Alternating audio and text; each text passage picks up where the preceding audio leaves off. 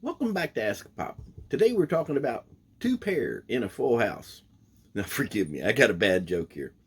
What's the longest and the shortest sentence in an English language? I do. I kid. Well, sort of. And by that, I mean, yeah, it should be a long sentence, but not the sentence part. Should be the longest because once you say it, it should be for the rest of your life. And it is a promise. But as far as sentence goes, no, it's not. You shouldn't look at it as far as being in jail or anything because it really should be a union, a bond, a team. It's so cool. You know, at the time of this recording, we're about a month away from the me being 22 years married and getting to stand up in front of the most amazing person on the planet.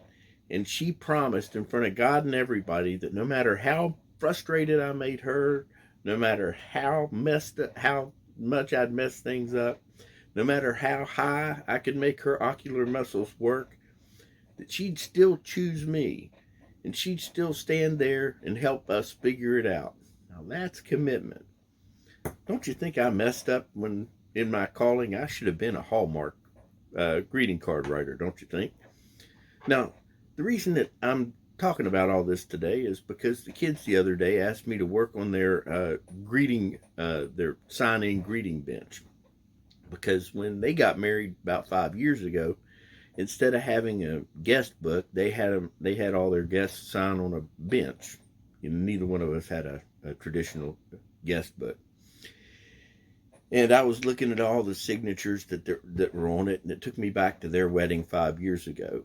You know, and it reminded me that saying "I do" when you're getting married, yeah, that day it's all about rainbows and unicorns, but the "I do" really quickly turns into "we are" because there's going to be disagreements. That's just going to happen over a marriage. But the "we are" is we are a team.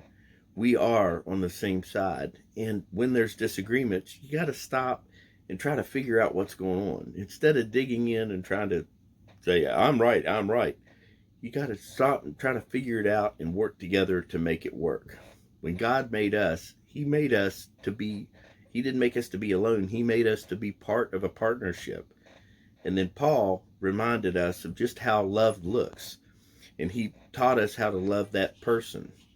Just a thought from a guy that's been very blessed to have found his person, and also lucky enough to see that his son has done the exact same thing.